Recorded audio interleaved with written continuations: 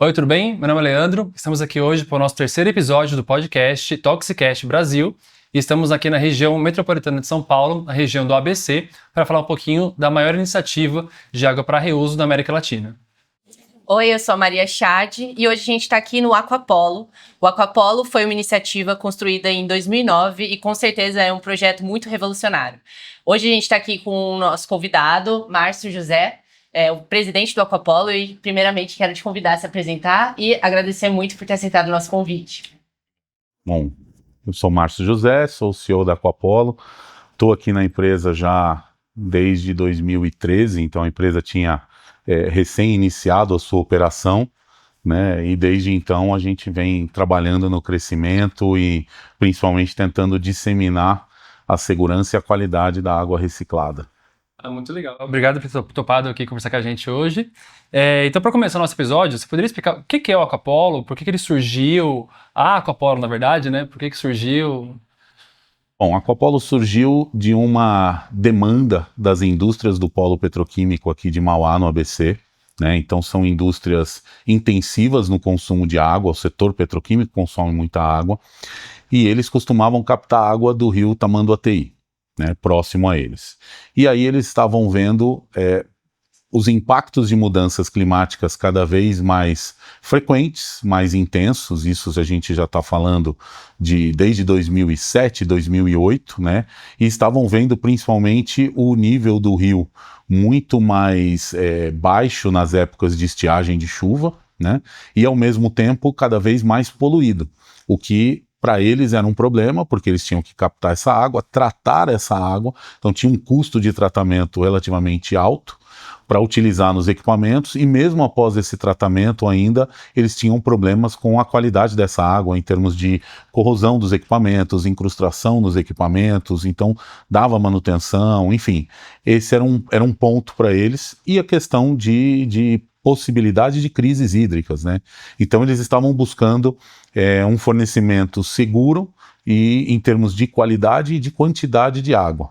E daí nasceu a Aquapolo, a solução na época inovadora mesmo, pioneira no sentido de reciclar e reutilizar a água para fornecer para a indústria, né?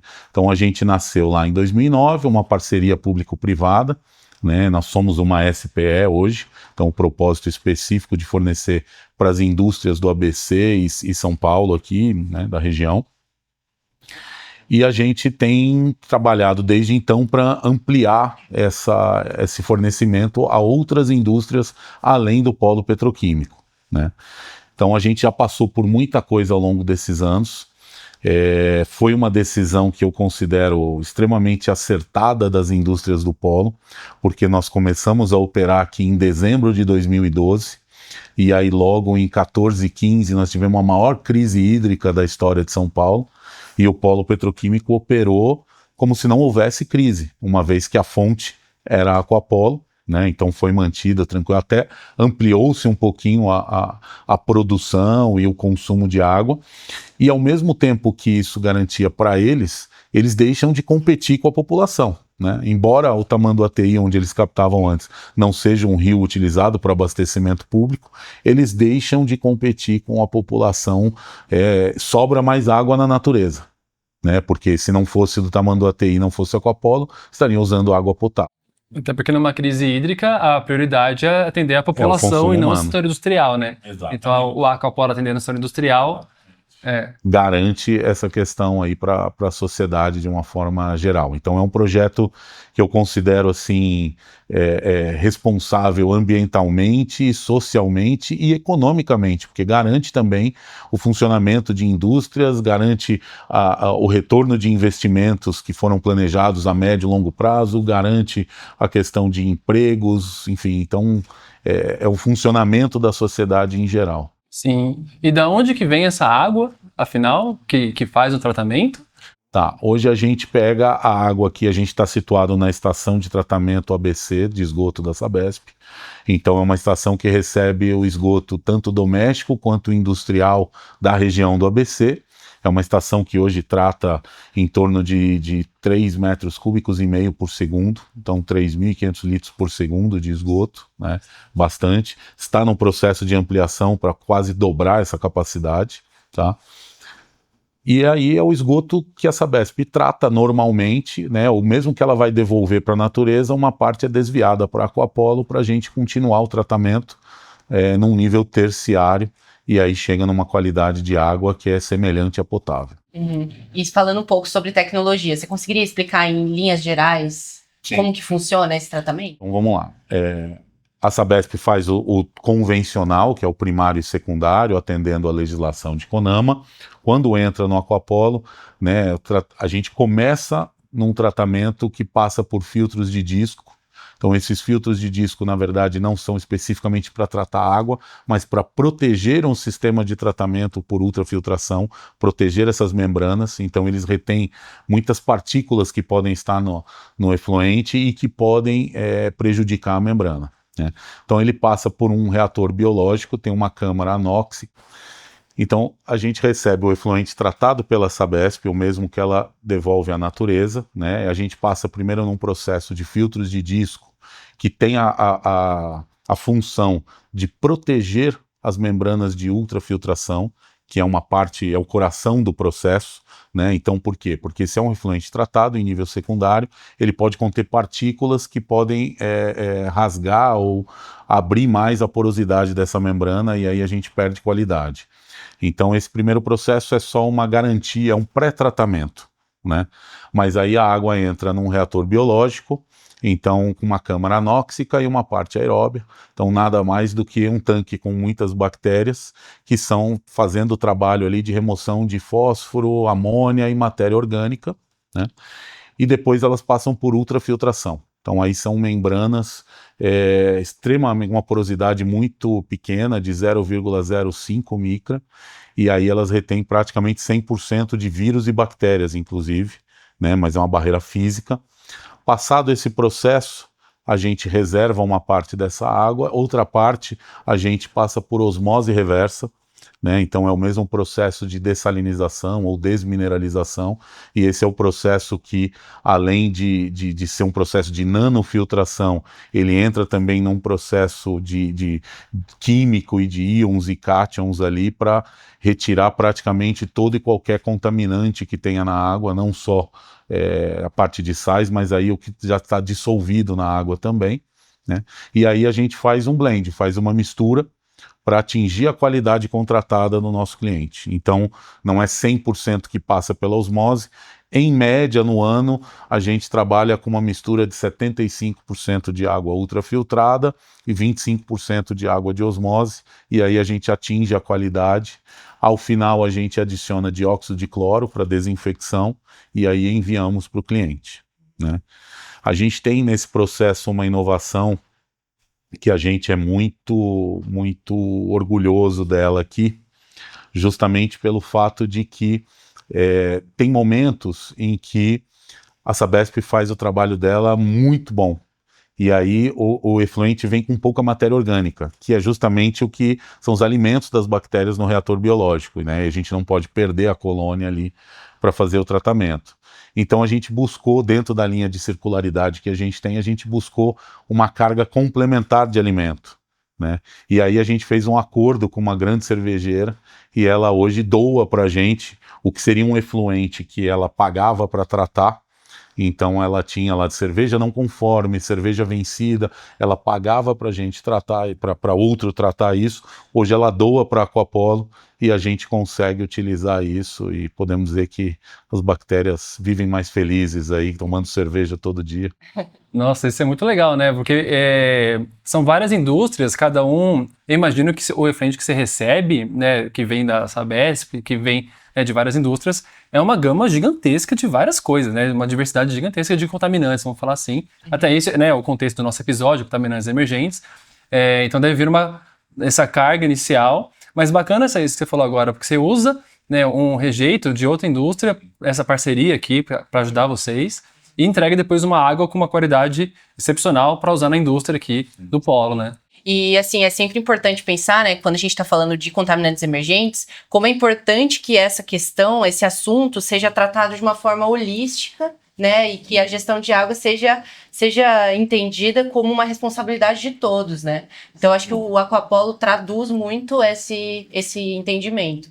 Sim, a gente tem essa função, entre aspas, né, não de gerir os recursos hídricos, mas a gente entende que hoje, dentro do ciclo de saneamento que a gente conhece, a gente tem um papel extremamente importante de garantir que o que se devolva à natureza seja além, inclusive, do que a legislação pede. Então, ao colocar isso para a indústria, ao deixar a indústria não, vamos dizer assim, extrair menos ou captar menos, né, de água bruta que está na natureza, a gente garante, ao mesmo tempo, uma conservação maior de recurso hídrico natural.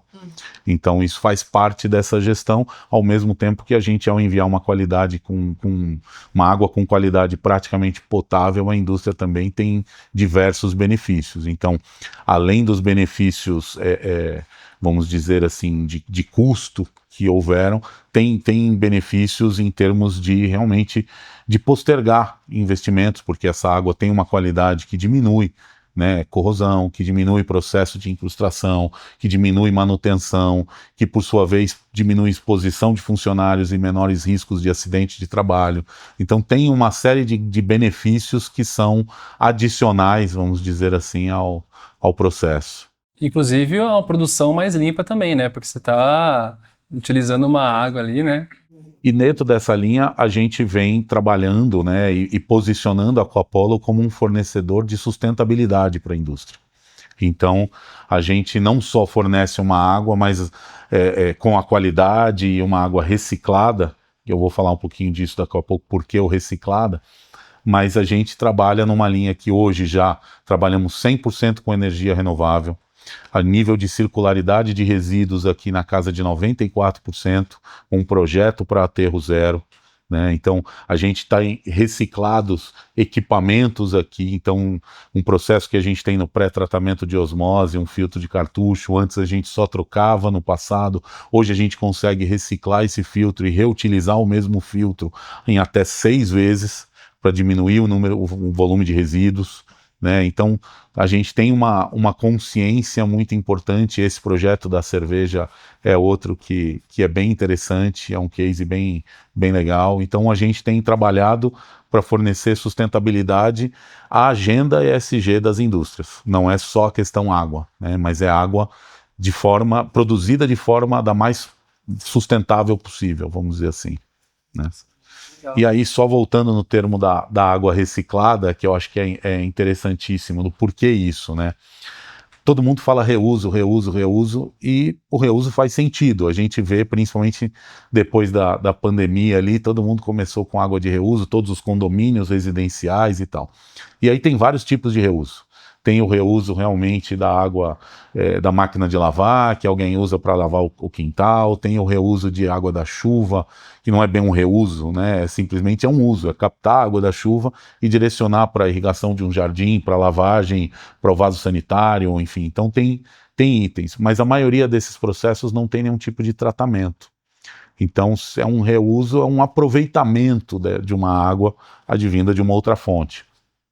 No caso da Aquapolo, a gente tem um processo de reciclagem mesmo, ou seja, a gente pega o que é um esgoto bruto, tem uma parcela que é feita pela Sabesp, a concessionária, e um segundo passo que a Aquapolo faz na linha de tornar uma água praticamente, em parâmetros físico-químicos, ela é semelhante a potável, com exceção apenas da condutividade, por uma questão contratual, tem toda a capacidade de ser potável. A gente hoje não faz a análise de microbiologia, porque não tem necessidade, não é uma água para contato e consumo humano, tá? Mas já fizemos algumas campanhas e em várias delas atenderia sem problema nenhum o padrão de potabilidade. Então é possível potabilizar essa água e usar. Por isso o nome água reciclada, né? Tem uma semântica também, que eu costumo brincar quando a gente recebe alguns estudantes e tal, que é, quando a gente fala em reuso, todo mundo pensa em esgoto. E ninguém quer ter contato com esgoto, basicamente isso, né? Então, quando você fala água de reuso, todo mundo remete diretamente a esgoto. E esse é um problema. E aí eu uso muito as palavras em inglês ou em espanhol, né? Em português a gente se acostumou a falar esgoto, mas em espanhol são águas residuais, em inglês é wastewater. Então, de uma certa forma, todo mundo sabe que aquilo é água. Está contaminada, mas é água. Aqui a gente fala esgoto. Poderíamos falar águas residuais, mas não falamos. Então ninguém tem a noção. No momento que ela virou esgoto, ela deixou de ser água, deixou de ser recurso hídrico. E não é verdade. Então a gente precisa conscientizar a população, né, a sociedade em geral, que água é um recurso finito. Não existe água sintética, a gente não cria ela, e a gente precisa cuidar e tratar, e o que a gente trata, temos tecnologia para retirar todo e qualquer tipo de contaminante da água e poder fazê-lo. Custa, mas tem tecnologia cada vez maior, mais potente e mais barata também ao longo do tempo para retirar e tratar todo e qualquer contaminante. E quanto maior a escala que vocês vão adquirindo, menor fica o custo, né? É. E também tem toda a questão de isso agregar valor, né, para além do preço. Sem dúvida. No serviço, no produto que eventualmente a indústria ofereça. Sem dúvida, sem dúvida. Eu acho que tem um ponto importante que é essa do preço, que é a conscientização. Então, as indústrias que até hoje são clientes da Aquapolo, elas têm uma cultura um pouco diferente e enxergam a sustentabilidade e associada à sua matriz de custo de uma forma diferente. Quando a gente vai para uma indústria, geralmente as pessoas olham só para a tarifa. Ah, eu tenho uma tarifa X de potável, eu quero pagar menos porque é água reciclada, né? Mas primeiro, elas têm que entender que é um projeto de infraestrutura. Então a Aquapolo está criando uma infraestrutura, ou seja, um ramal de uma adutora para levar a água reciclada até ele. Isso tem um custo, né? E como toda infraestrutura tem que ser amortizada ao longo do tempo. Esse é um ponto. Então a Aquapolo não trabalha com um preço de tabela de água. Cada cliente tem o seu preço justamente em função de uma equação que é o investimento para levar essa água até o cliente, o quanto que o volume mínimo que ele vai consumir para amortizar essa água e o tempo de contrato. Então, quanto menor volume, menor o tempo de contrato, maior a tarifa, óbvio, né? Mas se ele topar um contrato de longo prazo, essa tarifa fica muito pequena. E essa é uma vantagem. Só que a forma de olhar não é só comparar a tarifa de água potável da fonte que ele tenha, seja poço, o que for, com a tarifa Aquapolo. É comparar o custo de não ter água, porque é exatamente isso que aconteceu, né? A Braskem, e aí eu posso falar porque é um estudo público, a Braskem chegou a fazer um estudo da época de 2013, quando a Aquapolo entrou, e depois com a crise hídrica de 14 e 15. Se ela não tivesse a Aquapolo, as perdas da Braskem teriam chegado a 200 milhões de reais em alguns meses, por conta de não ter a água para operar, ter que desligar a sua planta. Então essa é uma diferença e é uma conta que a mudança de mentalidade, ter a fonte de água como um Aquapolo é um seguro contra risco operacional, mas de forma sustentável, é um seguro contra impacto de mudanças climáticas em crises hídricas, né? É para isso que a gente está aqui. E, naturalmente, fomenta a sustentabilidade de uma forma geral, como a gente já falou. Nossa, é incrível o projeto. Não é projeto não, incrível a empresa, né? Por falar em projeto, na verdade, é muito importante falar dessa parceria que a Arcadis teve desde o começo, né? Quando era um projeto, na concepção, né? Uma coisa bem à frente, vamos dizer assim, do tempo, né?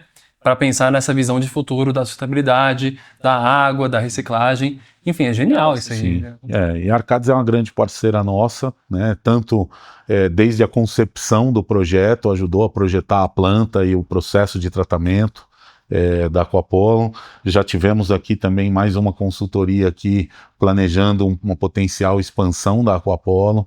Então a Arcadis está sempre com a gente aqui e conhece a planta, vamos dizer assim, bem a fundo aí. Daqui a pouco a gente vai dar uma passeada lá. Sim, é bom, é bom. E pensando em futuro, assim, o que você vê, né? Quais são as tendências, como está encaminhando esse setor? Eu vejo a gente, obviamente, outros parques industriais do Brasil buscando fontes alternativas de água, então não necessariamente água reciclada, mas outras fontes, a depender, mas a dessalinização é uma fonte bem interessante, mas é mais difícil, é mais para quem está no litoral, obviamente, né? Mas eu vejo realmente essa questão da reciclagem acontecendo muito forte na indústria, né? A gente tem um diferencial aqui também, que é o diferencial, outro diferencial da Braskem, e a gente até obteve um reconhecimento disso pelo CEO Water Mandate da ONU, como uma ação coletiva. Ou seja, a Braskem, como empresa líder do polo petroquímico na viabilização da Aquapolo, ela e outras empresas ali, quando viabilizaram, elas pensaram de uma forma coletiva, ou seja, viabilizaram um projeto fora dos seus muros, né, e que pudesse atender a outras empresas. E é por isso que vem esse reconhecimento, porque geralmente o setor industrial, ele já faz, muitas empresas fazem reciclagem, reuso, o nome que se queira dar, mas faz internamente. Já é uma forma de conservar e é muito boa. Mas por que não viabilizar algo maior, né, que sirva para a sociedade como um todo, para outras empresas, enfim. Então esse foi um reconhecimento. Eu vejo projetos como esse cada vez mais possíveis, né, então tem aí o pessoal no Rio de Janeiro, ali em Duque de Caxias, já está olhando para projetos semelhantes ao Aquapolo. Tem uma empresa, um projeto super interessante lá no Ceará, da CAGES, com uma empresa têxtil que é a Vicunha. A Vicunha entrou de parceira fazendo um projeto desse de reciclagem de água para um condomínio industrial. Então é bem interessante isso acontecendo. Mas eu vejo muito mais a gente tendo que fomentar a reciclagem de água e a qualidade para outros usos que não apenas o industrial. Então eu vejo para a agricultura, que é o maior consumidor de água, né, e não necessariamente precisa ser para hortifruti, né, mas a gente tem, por exemplo, para florestas de eucalipto aí, para a questão de celulose, a gente tem para cortiça, a gente tem para uma série de outros produtos que não necessariamente sejam alimentícios, mas que podem ser, e existem casos no mundo já acontecendo. Eu vejo essa água sendo utilizada principalmente para potabilização, ou seja, adaptação às mudanças climáticas, né? A gente está em São Paulo agora e a gente tem vivido aqui, pelo menos nos últimos 30, 45 dias aí, diversas ondas de calor, na verdade o Brasil todo quase, né? E a gente tem visto recentemente a Sabesp que teve picos de produção de água, ótimo que são picos, não é, né, a regularidade, mas e a necessidade? E se junto com essas ondas de calor agora nós não tivéssemos chuva, estivéssemos com os reservatórios em níveis, né, bem baixos, como que seria? Então eu vejo realmente o potencial que tem muitos países já fazendo projetos recarregando seus mananciais com essa água, ou seja, é um reuso potável indireto, né? Eu trato numa qualidade quase que potável e a gente faz. Isso para mim, eu acho que é o mais, é o fundamental, porque garante resiliência hídrica não só em volume, como pode garantir também uma eventual despoluição de um manancial. Uma vez que eu estou diluindo a poluição, a gente sabe que a natureza tem o poder de se regenerar e tem como associar com outros projetos de restauração. Então eu acho que isso é extremamente válido e importante para regiões como a região metropolitana de São Paulo. A gente sabe que não tem mais de onde trazer água. A gente precisa dar um jeito de resolver a nossa situação aqui e garantir a segurança hídrica, não que hoje não tenha, a Sabesp tem o seu trabalho, mas a gente sabe que as mudanças climáticas também estão aí gerando algumas surpresas, né? E tem um outro caminho aqui que a gente está seguindo aqui na Aquapolo, tentando aí, seguindo esse pioneirismo que a gente tem e tal, que é semelhante ao mercado de crédito de carbono. A gente está trabalhando em algo nessa linha aí para a água. Então logo logo a gente deve lançar alguma coisa nesse sentido também.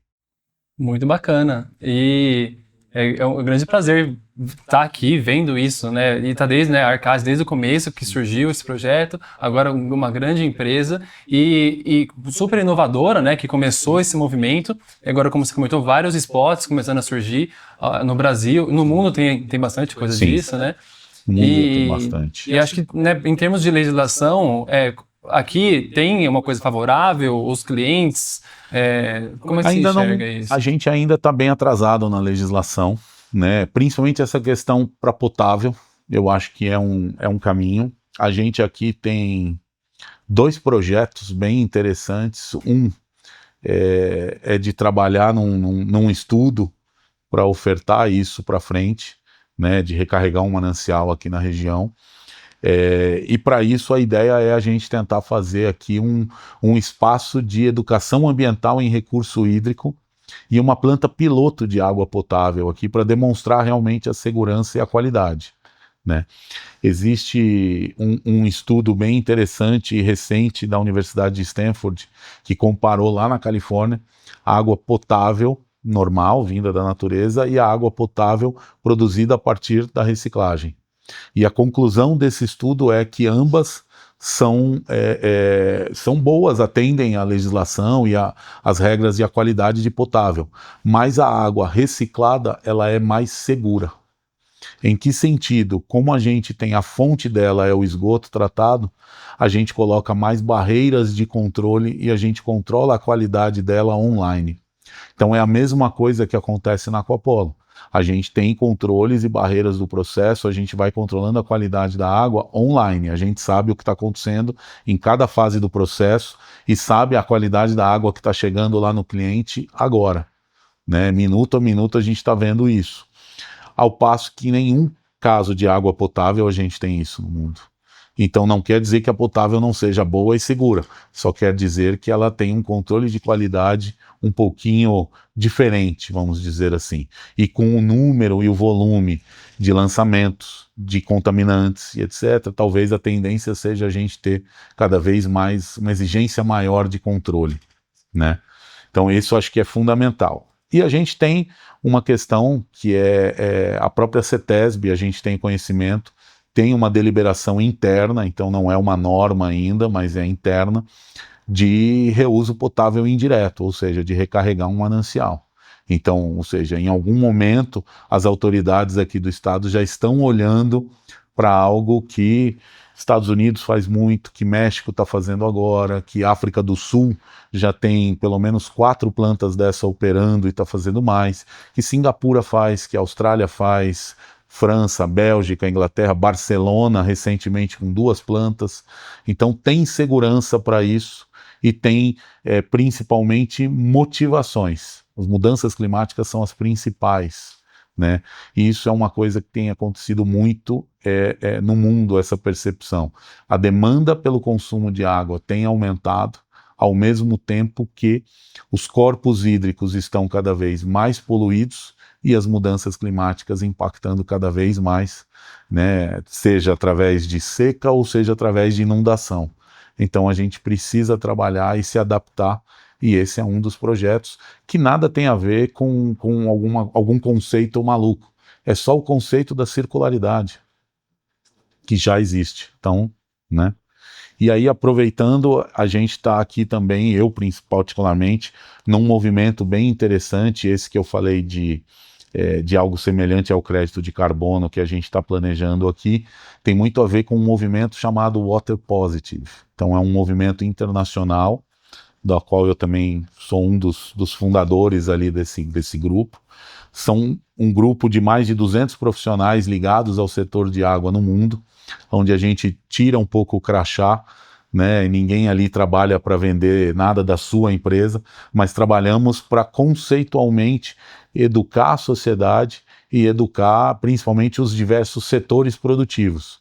Então a sociedade tem que ter mais ciência de que assim como um produto tem a sua pegada de carbono para produzir, ele tem também a sua pegada hídrica, né? E as indústrias têm que ter essa ação de calcular a sua pegada hídrica e de tomarem ações, seja para conservar e reduzir, para reutilizar, para buscar novas fontes e trabalhar principalmente num conceito para regenerar a natureza, se neutralizando ou se tornando positivo em água. Então, se consome X, eu vou tratar esse X ou tratar projetos, né, de conservação de água referentes a esse X. Então, a gente tem cases hoje no mundo, né, Microsoft tem casos aqui no Brasil, onde ela financia a adoção de tecnologia no setor agrícola para economizar e conservar a água bruta na captação. Né? A gente tem grandes empresas com data centers cada vez maiores, a IA é um exemplo disso, né? Então a gente fala muito em dessalinização, que é muito caro, vai muita energia e etc. Mas você sabe que uma pesquisa no Google consome a mesma energia que dessalinizar um copo de água, né? 13 segundos de TikTok consomem a mesma energia do que isso. E a gente faz essa... né? Então, a gente tem que trabalhar um pouco no valor da água. Eu costumo falar de um exemplo, né, que eu uso muito, às vezes, a moça, nossa auxiliar lá em casa, faxineira, se a conta de água dela vem acima de R$50, ela dá pulos, porque não pode, é um absurdo, como é que gastou tanto isso com água? Mas ela coloca mais de R$100 por semana em crédito de celular para poder usar TikTok, Facebook, internet, Instagram e etc. Não é só para WhatsApp ou para uma coisa necessária.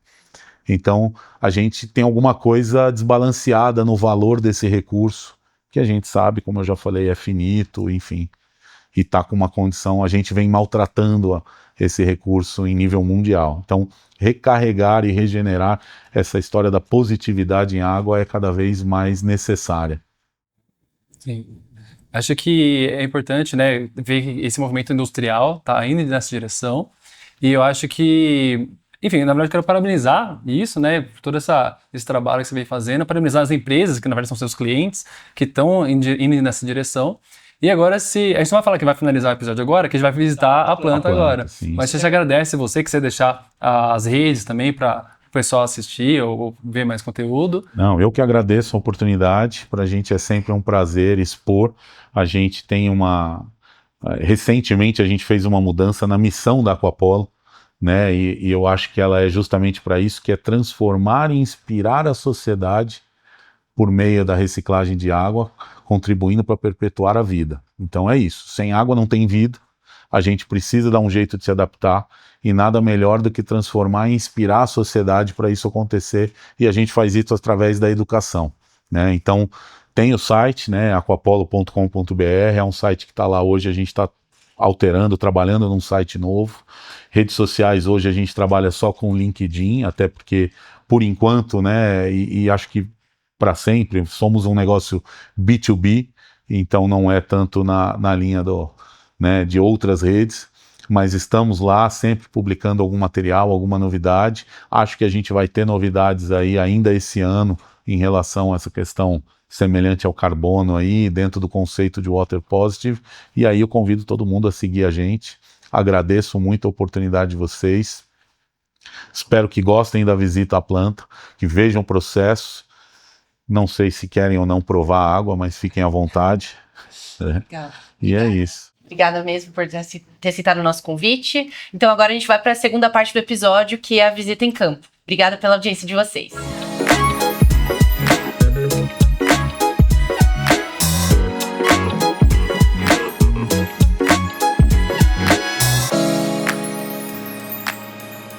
Oi, gente, agora a gente está na segunda parte da visita, então a gente vai fazer dar uma passeada aqui pelo Aquapolo, entender um pouco das tecnologias que são oferecidas, e para isso a gente está aqui com o Sandro Souza, que é coordenador de operações aqui do Aquapolo. Então, Sandro, obrigada por ter aceitado o convite, né? Convido você a se apresentar um pouco e falar um pouco sobre o que a gente vai ver aqui na visita. Ok, primeiramente eu que agradeço. Eu sou formado em Engenharia Ambiental e Sanitária, tenho mestrado em Hidráulica e Saneamento, e como você disse, trabalho aqui como coordenador de operação. Falando um pouco do Aquapolo hoje para vocês, gostaria de começar falando que aqui a gente tem 3 processos principais. O primeiro é um reator biológico com membranas de ultrafiltração, onde a gente remove nutrientes e também turbidez e sólidos, no caso. Um processo de osmose reversa, que a gente remove praticamente todos os sais dissolvidos que são indesejáveis para a água industrial. E o último processo de desinfecção, que a gente faz na última etapa, antes de enviar essa água para o cliente. Então agora a gente está aqui para conhecer um pouco mais sobre o primeiro processo de tratamento que o Sandro comentou. Bom, o que a gente não vai ver lá dentro do reator são as membranas de ultrafiltração, porque elas encontram submersas. O que a gente tem aqui é um exemplo de uma fileira dessas membranas, em que a gente tem uma membrana de fibra oca. Então ela funciona como se fosse um canudo, só que selado na ponta, em que a conexão fica conectado ao fluxo da bomba de permeado. Como que ela funciona? Diferentemente de um processo de lodos ativados convencional, em que eu separo o lodo da água tratada no decantador por sedimentação, por gravidade, na membrana de ultrafiltração eu crio uma pressão negativa que força o lodo a tentar passar por dentro da membrana. Então, uma vez que ele tenta passar por dentro, o lodo é retido, a água filtrada passa aqui por dentro. E assim a gente tem a ultrafiltração. Conforme a gente faz isso mais e mais, a gente tende a incrustar essa membrana. Assim como qualquer filtro, eu preciso lavar esse filtro, eu preciso limpar. Para isso, a gente tem duas limpezas mecânicas. A primeira, a gente, bem no meio de cada módulo, de cada bundle, como chama, de cada feixe, a gente tem uma inserção de ar. Então a gente insere bolha grossa, de modo a agitar essa membrana e expulsar o sólido que está incrustado. A segunda limpeza mecânica é uma retrolavagem. Então, a bomba que está succionando, que está criando uma pressão negativa, forçando a água a passar por dentro, a gente inverte o fluxo dessa bomba. Então, ao invés dela succionar, ela vai expulsar. Então, a água, ao invés de tentar passar de fora para dentro, ela passa de dentro para fora, expulsando assim o sólido que pode estar aqui incrustado. E também, todo dia, a gente faz a SEB, a nossa limpeza de retrolavagem com químicos. Então, ao invés de meramente performar uma retrolavagem, a gente faz essa retrolavagem com uma solução de químico. Todo dia, por meia hora, a gente faz isso com hipoclorito de sódio e a cada 15 dias a gente faz isso também com ácido cítrico. Essas limpezas rotineiras me garantem, que são chamadas de limpeza de manutenção, no caso, me garantem que eu vou aumentar a vida útil disso aqui. Então, enquanto o Aquapolo foi comissionado ao final de 2012, até o ano atual, 2025, de 8 tanques, a gente trocou apenas 2. A gente tem já estimado para trocar mais 2 tanques desse aqui, mas claramente a gente vai ter trocado os 8 daqui a 4, 5 anos. Então, por mais que tenha um custo, eu aumento a vida útil da membrana e garanto também performance do processo. Uma outra limpeza que a gente faz é conforme a pressão transmembrana, ou seja, o diferencial de pressão vai aumentando, a gente drena todo o tanque e faz essas mesmas limpezas como se fosse um filtro de vela, em que a gente deixa ele imergido em cândida, que boa, seja lá de onde você usa a água desinfectante. Aqui a gente faz algo similar. A gente faz isso com uma solução mais concentrada de hipoclorito, deixa por 12 horas e depois faz a mesma coisa com uma solução mais concentrada de ácido cítrico. Isso garante com que ela volte mais próxima ao estado original de operação. Então isso me garante que eu tenha melhor performance e mais vida útil do equipamento. O segundo processo que eu comentei, que é o de osmose reversa, a gente tem aqui 2 modelos de membrana. A membrana que foi comissionada, de 18 polegadas, e a membrana atual que a gente tem, de 8 polegadas. Diferentemente da membrana de ultrafiltração, em que eu passo praticamente perpendicular com a membrana, aqui eu passo de forma transversal, ao longo da membrana. Então, a água acaba entrando pela seção transversal da membrana e ao longo dela, ela vai rejeitando tudo quanto é impureza, tudo quanto é sais dissolvidos. E a água permeada, ela acaba sendo direcionada aqui para o centro da membrana, saindo do outro lado. Eu tenho 2 principais diferenças entre esses processos. A primeira, aqui eu removo praticamente tudo que é suspenso, então, e praticamente tudo que eu permeio vira permeado, toda a água acaba passando pela membrana. E aqui eu acabo removendo basicamente sais dissolvidos. Então eu tenho uma performance muito maior por causa de uma diferença de tamanho de poro. Aqui eu tenho praticamente um poro 100 vezes menor do que esse poro aqui. Em função dessa performance maior, eu tenho uma segunda principal diferença, que enquanto aqui eu permeio 100%, para cada 10 litros, por exemplo, que eu passo aqui, 2,5 vira rejeito. Então eu tenho uma performance melhor, porém eu tenho uma perda também. Esses são os 2 principais processos que a gente tem, um processo de ultrafiltração, um processo de osmose reversa. Cada quem com sua função e garante assim que a gente consiga adequar a água para o que o cliente quer. Bom, como todo tratamento, toda planta tem um tratamento preliminar. Aqui a gente tem, no caso, uma filtração em disco. A função do filtro em disco, na verdade, não é remover matéria orgânica, mas sim prevenir dano à membrana. Então, se eu tiver um pedaço de madeira, qualquer coisa que veio na tubulação, que foi bombeado, ele vai ser retido no filtro disco, que funciona de forma totalmente automática. Conforme a gente filtra mais, o diferencial de pressão sobe, bateu 0,8 bar, inicia uma retrolavagem. Se não bateu o diferencial de pressão, a cada 2 horas retrolava. Uma vez que a gente passa pelo filtro disco, a gente entra com essa água no reator biológico. Bom, antes de entrar no reator biológico, a gente tem uma etapa de suporte químico. Então, primeira coisa, a gente corrige o pH, a gente dosa soda de forma automática, a gente tem uma malha de controle que faz essa dosagem. A gente dosa PAC, que é o policloreto de alumínio. Qual a função dele? Não é remover o fósforo, mas aumentar a eficiência de remoção de fósforo. Isso também funciona de forma automática, a gente tem um analisador na saída e ele controla conforme a carga de entrada. E por último, a gente dosa o que a gente chama de complemento de carbono, que nada mais é do que o resto de produção de cerveja.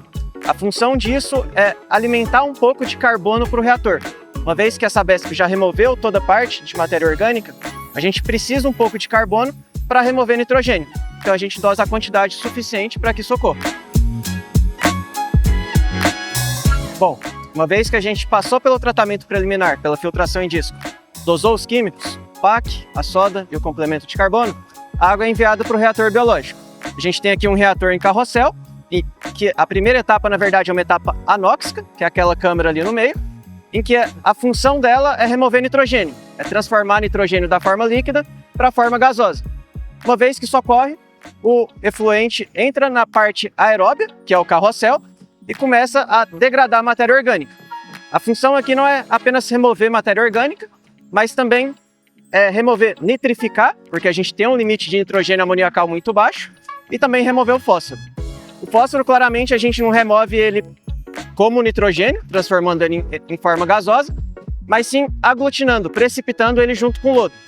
E uma vez que a gente faz o descarte de lodo, a gente remove o fósforo. Para separar o lodo da água tratada, a gente vem para os tanques de ultrafiltração, que é a membrana que a gente viu ali atrás. Bom, interligado com o reator biológico, a gente tem os tanques de membrana. Então, dentro de cada tanque, a gente tem 8 módulos, 8 conjuntos, com 44 fileiras de ultrafiltração. Aqui a gente tem uma bomba que bombeia a água do reator para o tanque, fazendo com que o nível aumente. E esse nível, uma vez maior, ele acaba vertendo, fazendo a recirculação do sistema. Todo o lodo que é encaminhado para cá é separado pela membrana. A gente força uma bomba a tentar empurrar o lodo por dentro da membrana, o lodo é retido, retorna para o sistema. A água que é permeada acaba passando por uma tubulação central e vai para a próxima etapa.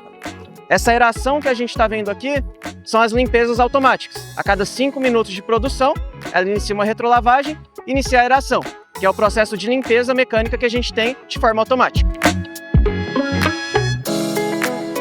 Uma vez que a água é permeada pela membrana, ela vem pela bomba de permeado e sai por essa tubulação. Aqui a gente tem uma amostra da água que sai já permeada pela ultrafiltração.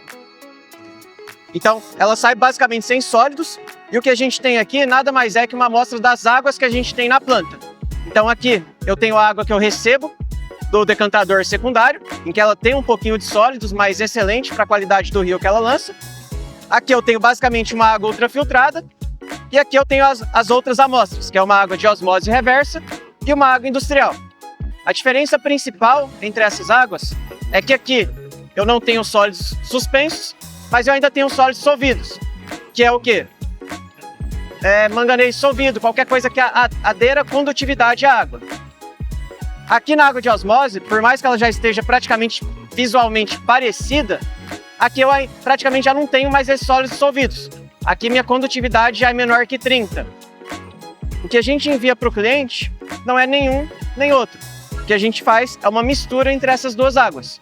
Então o que a gente envia a gente chama de blend. O que acontece? Eu pego mais ou menos 75% dessa água, 25% dessa água e misturo. E uma vez que eu misturo, eu faço a desinfecção. Essa água é a que eu acabo enviando para o cliente. Bom, após passar pelo processo de reação biológica e ultrafiltração, se a água ainda contiver condutividade alta, a gente envia água para o processo de osmose reversa.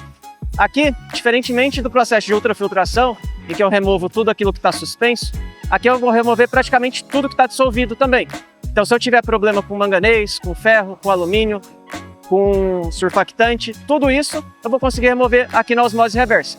Claramente não é essa água que eu envio para o cliente. O que eu envio é uma mistura entre as duas. Então, tudo que eu produzo aqui na osmose, eu envio para um reservatório, só com água de osmose. Tudo que eu produzo na ultrafiltração, eu envio para outro reservatório. E na etapa seguinte, a gente mistura essas duas águas, fazendo também a desinfecção.